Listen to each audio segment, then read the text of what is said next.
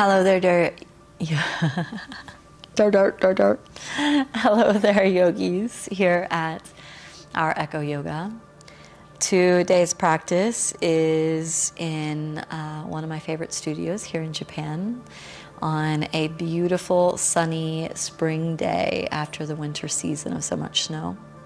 So I am re-humidifying my lungs and practicing very silently in this space and sharing what's real today for me.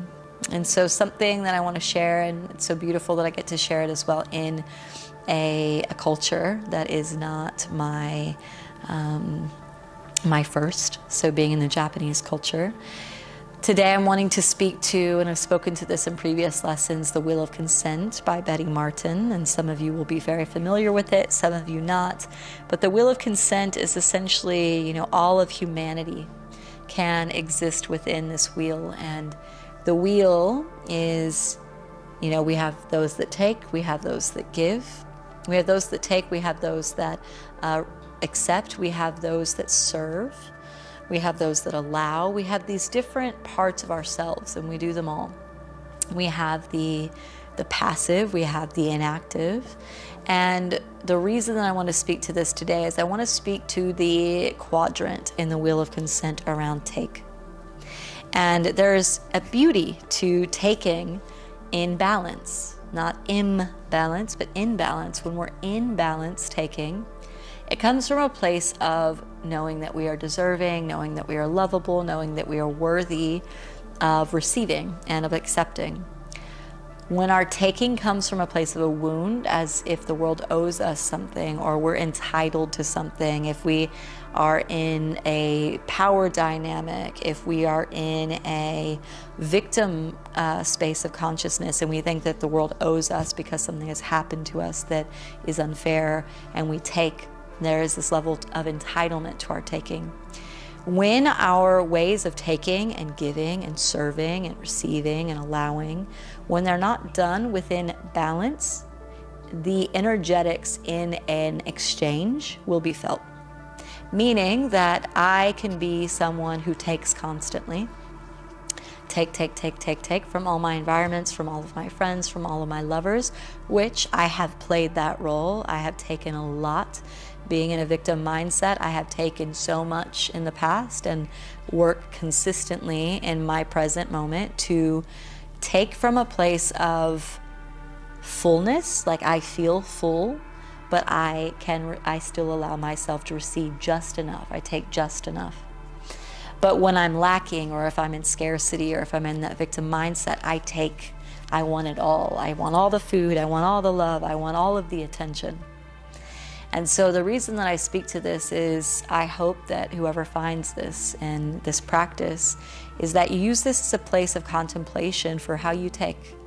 And in cultures, we do it as well. Here I am traveling in this beautiful country, and it's a beautiful reminder of how can I accept the Japanese culture, the Japanese hospitality, what I receive here in a healthy way.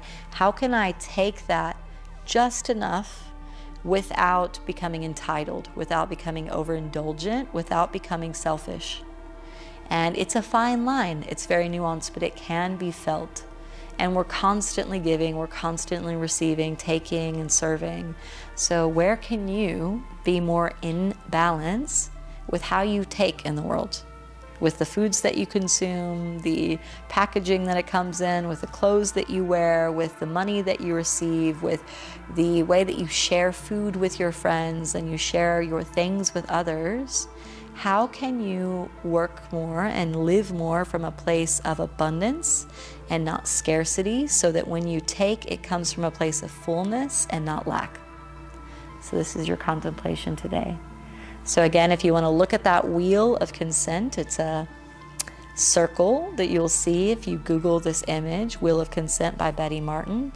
And it's beautiful to sit around and talk with your loved ones and see where you fit in the quadrants. Where are you passive? Where are you active? Where are you out of balance? Where do you feel like that you are in balance? And how can you find more equilibrium so that we're in more of an equanimous nature? All right, so that being said, Let's start in a seated butterfly, a reclined butterfly. You're going to bring the bolster to the base of the spine. The knees go wide. You could take the blocks underneath the knees. If you're at home, you could pause the video. You could get some pillows. You could get some books to put underneath the knees. We're going to lay the chest down and take up space. So metaphorically, physically, you could take, in this moment, take your time, take your breath, take up space. Equal inhales and exhales through the nostrils.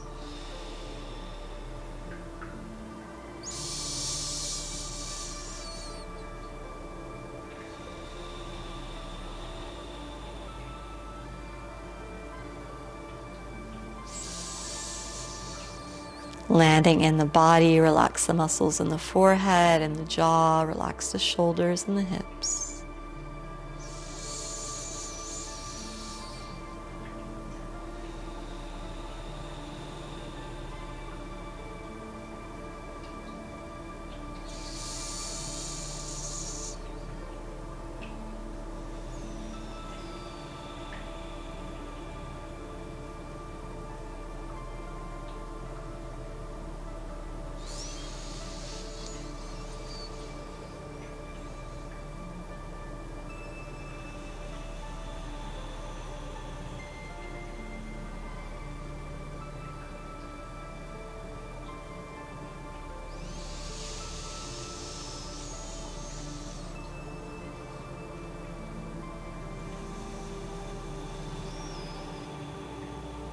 And very slowly, hands to the earth by the hips. You can press in, push out. Beautiful. Bring the bolster, the pillow in front of you. And you could take the blocks out from underneath the knees and pull the heels in closer to the groins. We can open up into the abductors here. Sit up nice and tall through the spine. Have a nice firm pillow or a couch cushion or a bolster. Take an inhale. And exhale, we're going to slowly fold forward onto the bolster, make this little unicorn horn, and we're not going too deep at the moment. We're going to stay nice and upright, hands resting on the feet, hanging out in space, relax the shoulders.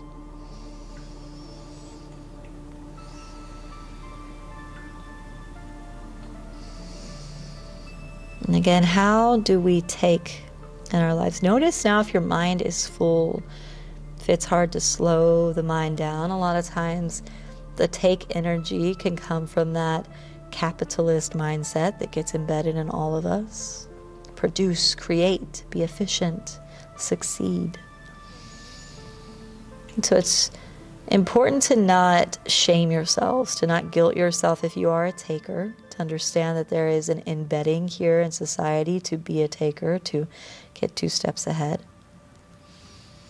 But that you're allowed to create your own system. How can you be more in harmony with everything around you, with the systems closest to you, your nuclear family, your loved ones, community, but also that of society, global travel, religion, gender, race? Where are you taking because you believe that you deserve it, maybe even so over other people? Where are your biases? We all have them. And again, this is only for you. So do your best to not shame, but is there a part of you that believes, well, I deserve this because I'm a man, or a woman, or straight, or homosexual, gender fluid, Christian, Muslim, Jewish, Buddhist, atheist, black, white, Asian? Where are the biases? Where do we take because we believe that it's owed to us?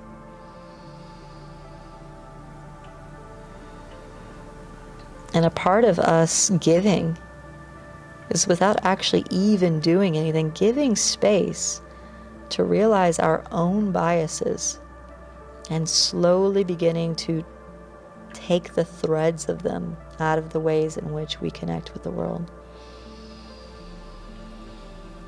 Let's sit up nice and tall. Bring the bolster or pillow forward.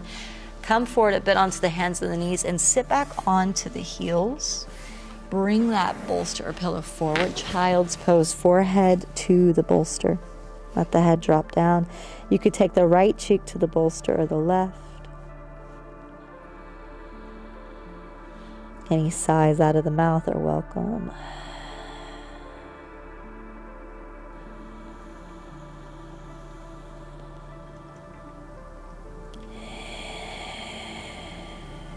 So which ways do I take? Something I only have to tell myself. I could be vulnerable and share with others. But can I be vulnerable enough with myself to say, yeah, indeed I do, I take? An example vulnerably here for myself is, as a victimized woman for many years, I took a lot of energy. I took a lot of space. I took a lot of time from people. People owed it to me because the world had hurt me, taken from me, so now it was my turn to take. And I had to learn to take responsibility and to not bleed on people that did not cut me. So maybe you've heard this saying, be careful to heal your wounds so that you do not bleed on those who have not cut you. So where are your biases?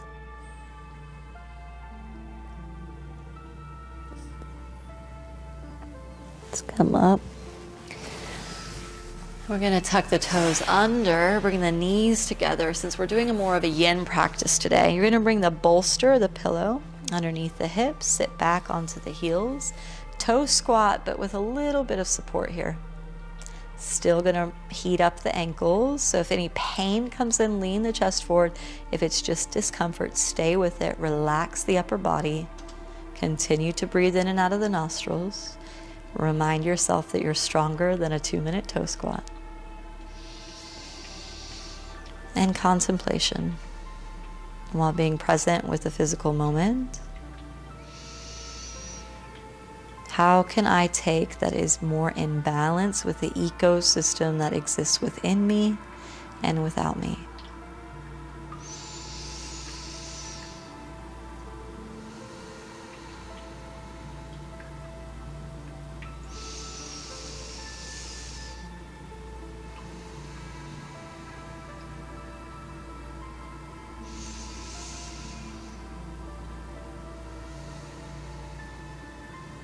Let's go ahead and come up.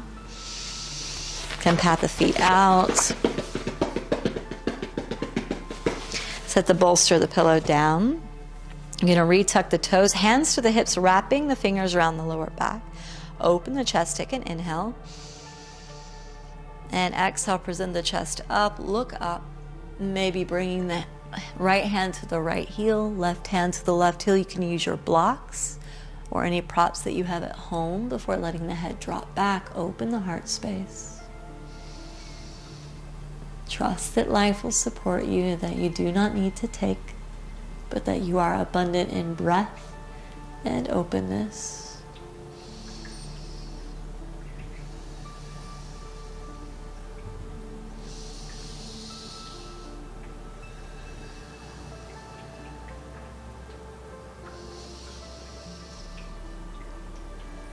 Slowly bring the head up.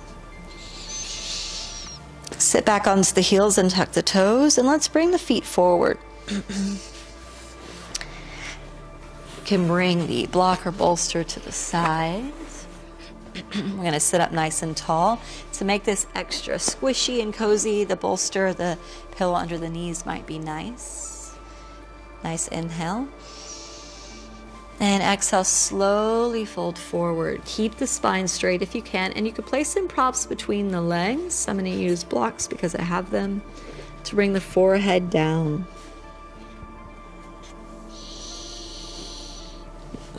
Let the shoulders relax. If you're hunching at the upper back, straighten the spine a bit. Stay more upright if you need, instead of just rounding the cervical spine, the neck.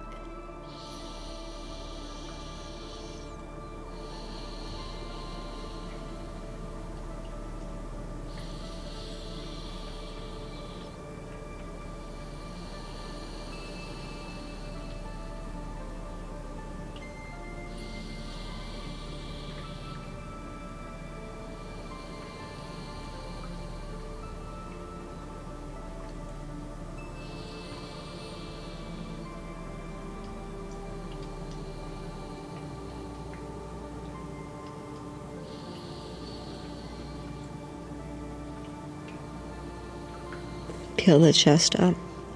Sit up nice and tall for a moment. The hands can come behind you. Let the chest sink back for a moment.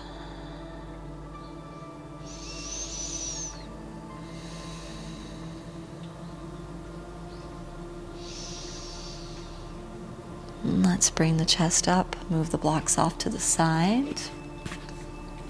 You're going to bend the knees. Plant the feet. You can leave your bolster where it is. Hands back behind you. Fingers tracking back. Lift the hips up. Let the head drop back. Reverse tabletop.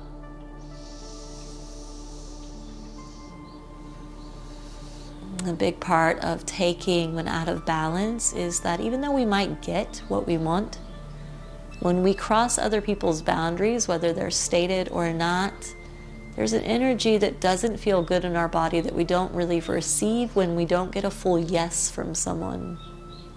Let's bring the hips down onto the bolster. I'm going to bring them a little bit, get the glutes down on the bolster, stretch the legs out, and we're going to slowly come down to our backs. Out stretch, maybe the arms stretch back as well. Nice and long through the front line of the body. Let the bolster, the pillow help to open the front side of the hips into the groin. So yes, when we take outside of the will of consent, there's an energy that builds up in us and almost a belief that we won't get what we want if we don't take it. And it's ultimately a lack of trust in life, a lack of trust in others. So we rob the people around us of the opportunity to gift us their yeses by taking them. So notice if you tune into other people's yeses, do you ask questions? Are you sure? Is this what you want? Is this what would be best for you? Are you considering other people's needs or only your own? And again, releasing any guilt or shame if you have done this or you do this. How can you do better in the future from this moment forward?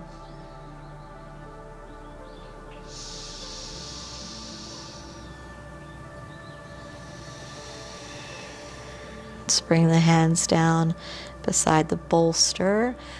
Lift the hips a bit and roll off the bolster. Push it forward underneath the knees.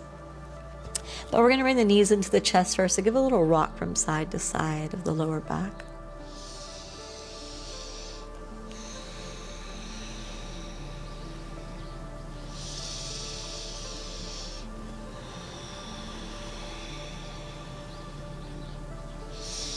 Happy baby. You could take the tops of the shins or the outside of the feet. The knees just move from side to side.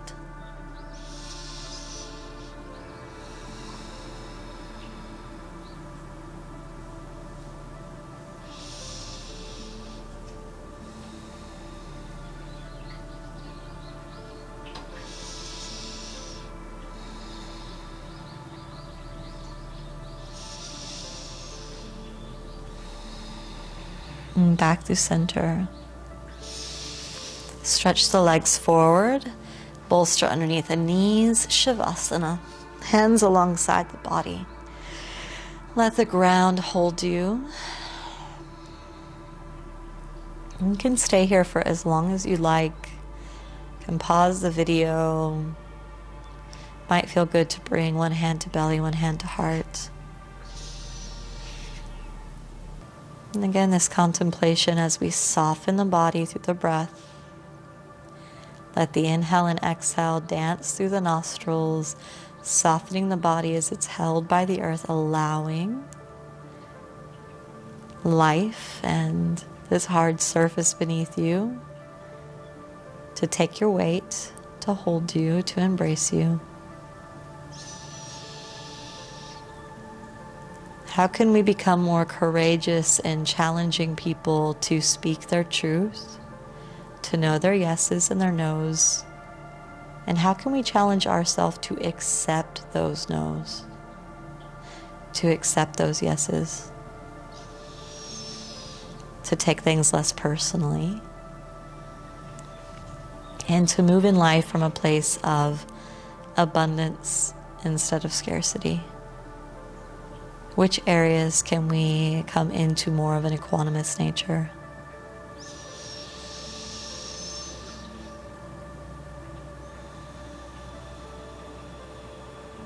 Hands together at hearts, bringing hands to the forehead.